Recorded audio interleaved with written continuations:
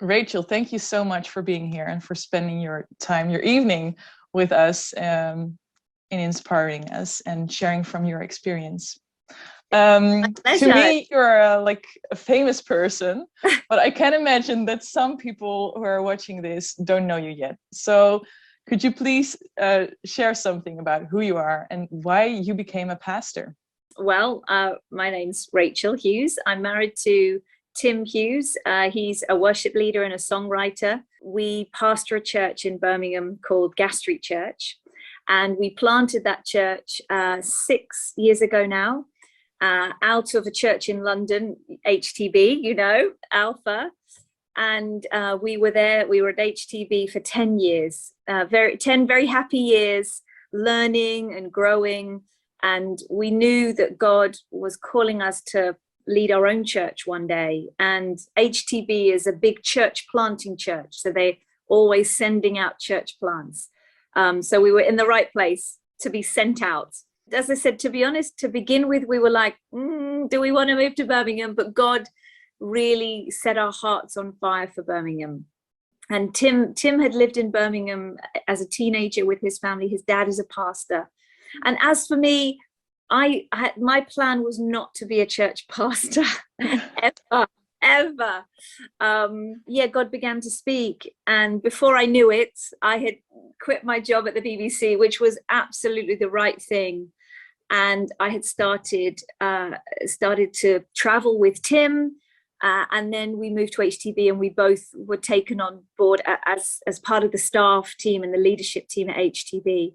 And then as we moved to Birmingham and started Gas Street, we knew that we were to lead it side by side together. And it's been an amazing journey, highs and lows, challenges and excitements, amazing people that we've got to work with and build church with. And we've seen God do amazing things. It's also very challenging sometimes to be a pastor. I can imagine that the last couple of years especially have been challenging, as for almost every pastor in this COVID crisis. What are the things, like how does Gas Street Church look like now? What changed in the last few years? I think that's been the hardest thing. And as I said, I love people. I love connecting with people. And this is great. Zoom is like, it's okay. It's okay. And it was a gift to all of us, but it's not the same. So we come back to church and it feels like there's a lot of work to be done connecting with people, not just head to head, but connecting heart to heart, reconnecting people to the heart of their faith, reconnecting people to the vision of the church, because the thing with the pandemic is everyone turned inwards, rightly, we were all surviving. It's like, we just need to get through this, we need to survive this. And so naturally that makes you turn inside, you start looking to your own needs. But actually the nature of following Jesus is you turn out. You become aware, heightened to the needs of other people. And I think we're in a time where we're having to teach our church, encourage them to look out again. That we can't stay consumed in fear.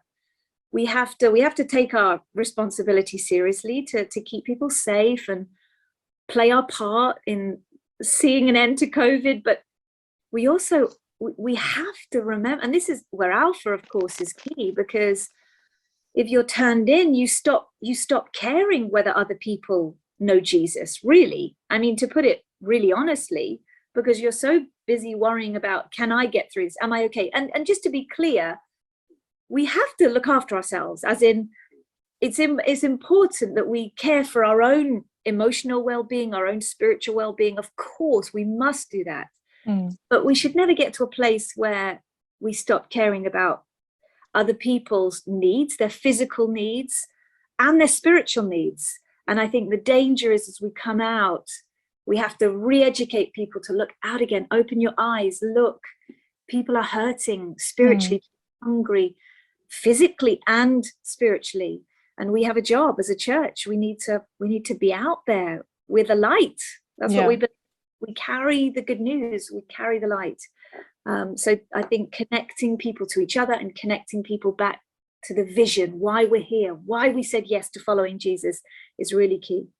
So let's look into invitational culture, or a church that invites. That's the topic of today's event. Opportunities for the church that is inviting others. What do you yourself have with that topic? What do you like inviting others? Maybe that should be a first question. Culture is absolutely key, and that's what we would call it, invitation culture, not because it's not just something that's on the side.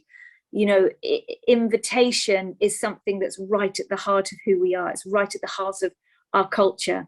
And actually we regularly survey the church. We do this, which I would recommend. It's a really helpful exercise in hearing where people are at, and we ask people all sorts of questions. You wouldn't believe how many things we ask them, but and we do it on a Sunday. We have everyone sit down and say, right, you cannot leave until you have filled out a survey.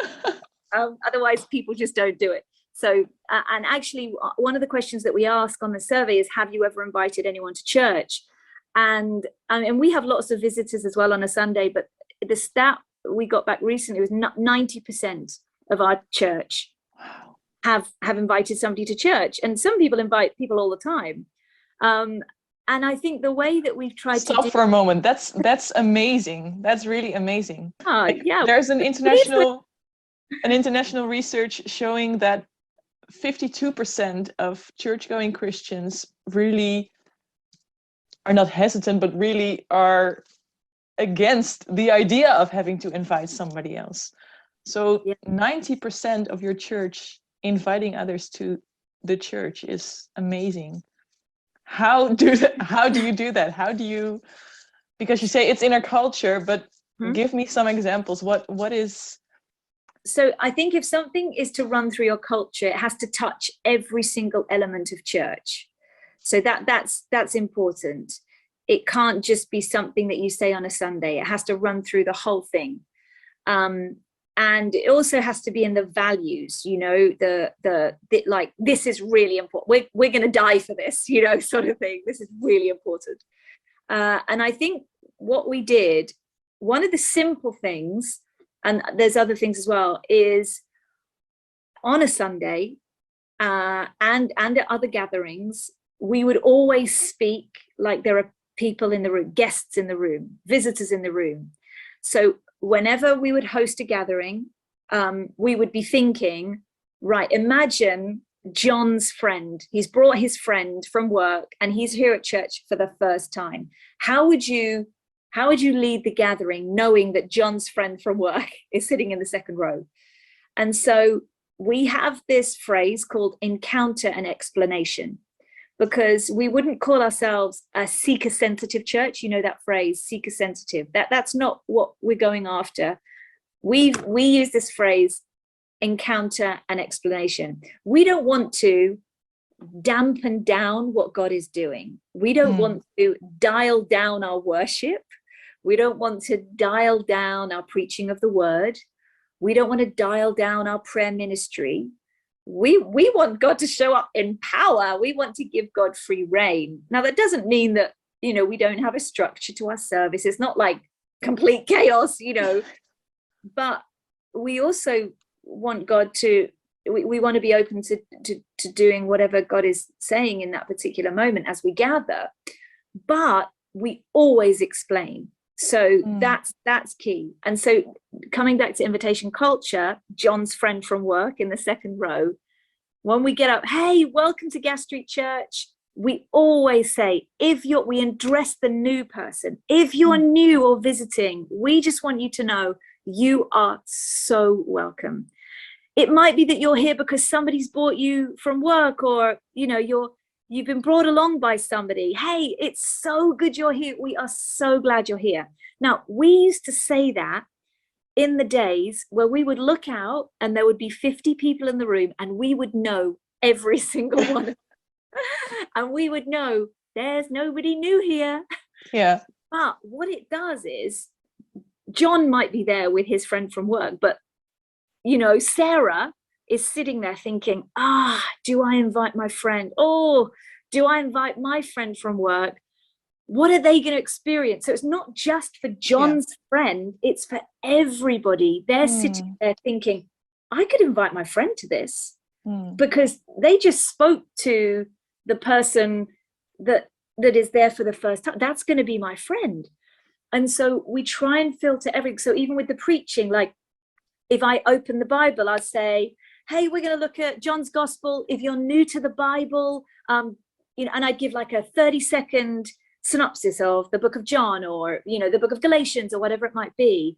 Again, it's not making, we're going to worship now. You know, when we worship, what we're doing is we're fixing our heart's affection and our mind's attention towards God. And, you know, again, you're explaining, and you know, sometimes people lift their hands in the air because they're just so passionate about Jesus that they just have to express it in a physical way. Or, you know, these songs that we're singing, these words, it's like an expression of our love and our praise for who God is, because of all that he has done. So do you see what I mean? So what it's done is it created a safe place for people to invite people. And so that'd be the first thing. The second thing is you tell the story. You tell the story, you tell the story, you tell the story, you tell the story. And the story of Jesus, or what story are you talking about? Tell the story. You tell stories of people inviting their friends. You share that. And you share stories of the friend who's come, and you share stories of the person that invited a friend. And again, it builds this, it builds the culture. It encourages people to think, oh, I could do that. If you've heard like 4 stories of how, and you're thinking, John invited his friend. If John invited his friend from work, I think I could, you know. And so I think, and you don't always share the big stories. I invited my friend from church. They came, they gave their life to Jesus. They were healed from their back pain of 10 years. You also tell the story of, you know, I've invited my friend to church. She said no like 7 times.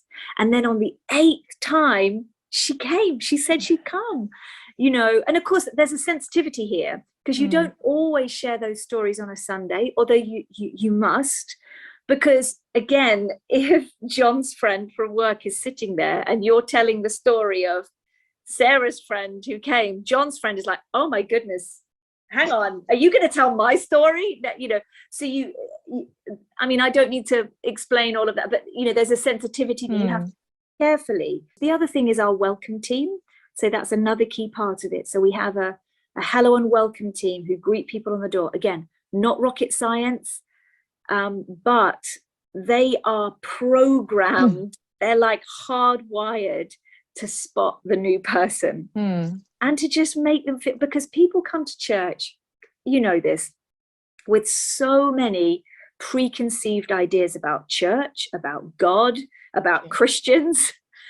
And I suppose we feel like we have an opportunity if John's going to take the step, he's going to have the guts to invite his friend. We've got to create an environment where that friend is going to feel loved, he's going to feel welcomed, and he's going to feel like he's been invited in, you know, acknowledged, and is given an explanation for what the heck is going on, you know. So I think those 3 are fairly key. So how do you help people do the step that comes before, hey, this is a safe environment? How do you help people be excited about the idea of talking about their faith with their neighbor or their friend? I think it's 2 things, isn't it? Because we know, again, you know, you're saying I sometimes feel reluctant, so do I. And I know for me, it's both like the spiritual temperature in my heart, and also it's the discipline. And it would be silly to think that you could have one without the other. If you're going to be intentional about inviting people to Alpha or to church, you got to do both. You know, you got to speak to both. You want to create a church where the temperature of their faith is always being turned up, because the truth is that the more in love with Jesus we are, the harder it is not to talk about him. Like, there is a simple equation there. And I don't want to make it too simple, because it is more complex than that to a degree. But actually, I know for me, the more in love I am with Jesus, the more compelled I am by the truth of the gospel. And truth is, that usually happens when I hear stories of lives being changed, because I've been a Christian for 20 years. It's so easy for me to forget what life was like before I knew Jesus. And so if we're constantly being reminded, that's why we've got to tell the stories. Again, that's why with Alpha, the Alpha testimony is so key. It's like, oh my goodness, yes, of course, like, Jesus is amazing. He changes lives. Why would I not share this with people? So we got to preach to that all the time. The worship, the whole gathering is around turning up the spiritual temperature in people's lives, so that they leave more in love with Jesus. They leave more compelled, more convinced by the truth of the gospel, the power of the gospel to change people's lives, and more convinced, this is key, more convinced of the hunger and desperation in society. Because again, I don't know about you, but some of the circles I'm in, I think, do you even need God? Like, your life looks really good. You got a nice car, nice house, nice family. But we know, don't we? I was chatting to a friend of mine who has, again, all of that on the surface. And I've been friends with her for a couple of years. And she just broke down. Her marriage is in crisis, and I prayed with her. I hadn't prayed with her before. Wow. And I'm getting, the Holy Spirit shivers just thinking about it, because I'd just been journeying with her as a friend, and I'd invited her she'd come to church a few times. She'd watched church online a lot, and she's on a journey. She definitely believes in God. But the point is, we can so easily think that people have their lives all together, when actually every human heart is desperate for Jesus. Bottom line, they are. And I think the more convinced we are of that, the more compelled we are to invite. But it's also discipline. We know that. You can't be solely reliant on being spiritually like burning up all the time. There's also a discipline. There's also, actually, I am going to invite that friend, because even though I might not be feeling it right now, I know they need Jesus. And so I think it's preaching to the church both of those things. Like, this is what we're called to do. And let's create an environment where the spiritual temperature is up, and let's share the stories of what God is doing in people's lives. And often we share those stories in staff meeting as well. So, because if the staff meeting are brought into the culture of invitation, that then spreads out to the rest of the church. And so we try and share loads of encouraging stories that way. I love the fact that you say you need to keep hearing the difference that Jesus makes in people's lives. You need to be remembered by the difference that he makes in your life, but also see what he does in other people's lives. But what if you're in a church where it doesn't look like Jesus is making the impact that he makes, but where there are not many of those stories yet? Yeah, I mean, I think it starts with you then. That's what I would say. I can't believe that there isn't a pastor that doesn't love to hear of Jesus changing people's lives. I think if you're a pastor who doesn't like hearing stories about Jesus changing people's lives, then you're probably in the wrong job. And so I would say you go and you invite people, you see the change, and then tell your pastor about it. And so, I think there is a place for initiating. One of the values within our preaching is we share stories of what God has done in our lives. So in virtually every preach I would ever give, I will always give my testimony. And I know that our church is like, oh, we hear Rachel tell her testimony one more time.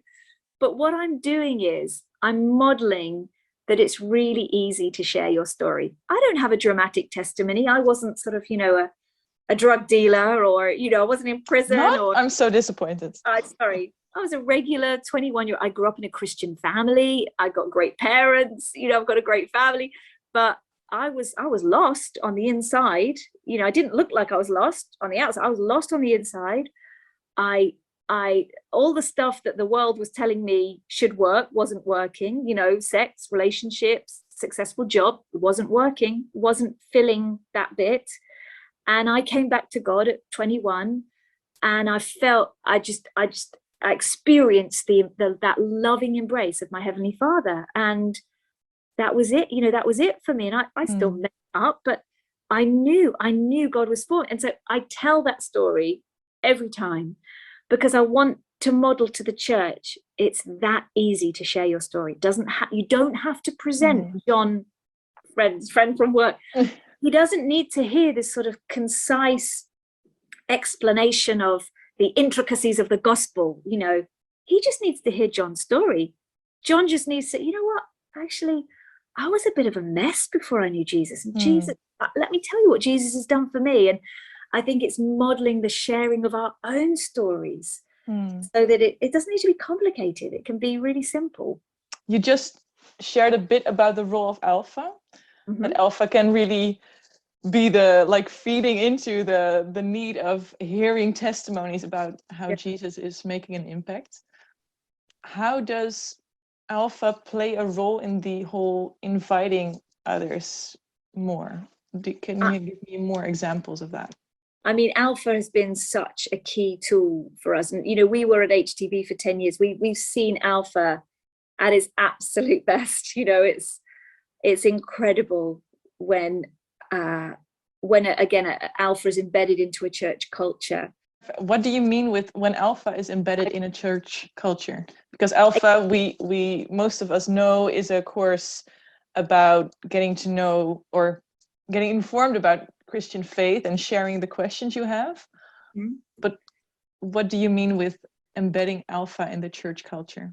Again, I think it's just that it takes real priority. It's something that we talk about a lot. Again, from the stage in our gatherings, it's not just sort of one announcement, a couple of times a year. It's something that we talk about regularly. And again, we share stories, testimonies of people encountering Jesus, and we encourage people to be on teams, to be part of it. And I think if you want an invitation culture, then Alpha, it's like a no-brainer, because Alpha is such a brilliant invitation. And you speak about creating more key invitation points, as you said. Yeah. Can you give more examples? What are key invitation points? I mean, Christmas and Easter, to be honest, would be the big ones. I would say. And actually, online. Is it all? Let me rephrase. Is it all about the services, or do you have other, maybe even more accessible ways of being church in which you can invite people? Yeah, so in terms of Sunday, those two big invitations points would be Christmas and Easter, just because everyone knows it. Well, in the UK, everyone knows about Christmas and Easter. There's kind of an openness that you don't get in other times of the year, necessarily. And so it's like what we'd say. It's like it's an easy invite. Like, who doesn't love singing Christmas carols at Christmas? It's an easy invite. But yes, we do. We absolutely have what we'd call almost like the stage back from that invitation. And so our groups would be that place.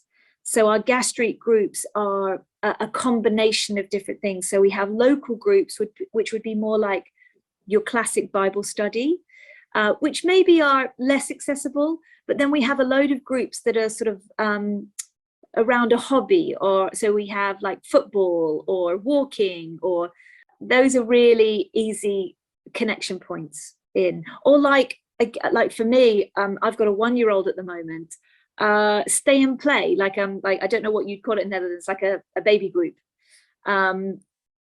I just set up a WhatsApp group with all the people I know that have got babies. I think the Netherlands, the climate is fairly similar to the UK. Like, winter is cold and miserable. And if you've got a small child, you are looking for fun things to do with your child. Definitely. I can vouch for that. Exactly. So we're like, we're going to run like the best toddler group that we can. And, we've seen families engaging with church because they came to stay and play group. So yeah, we have other touch points like that. Making it really low entry for people to step into anything that your church offers. Yeah, one of the values within our Hello and Welcome team, and it's become a bit of a mantra for us, is no one stands alone. So when people come in on a Sunday, the Hello and Welcome team have been envisioned over and over and over again. No one stands alone. No one stands alone. And again, that spreads into the wider culture of the church. And so then if somebody walks in to stay and play, our team are like, no one stands alone. No one stands alone, And so then you just begin to have those conversations with people, and it creates that easy entry point. Yeah. Thank you so much for your time. Not at all. Lovely to meet you. It was so good to have you here. And I'm so thankful for your experience and for the example that you are with Tim to a lot of church leaders. Also in the Netherlands, of course, you've planted a church here as well. Yeah, we have. Yes, we have. Yeah. Thank you so much for everything that you're doing. Thanks for having me.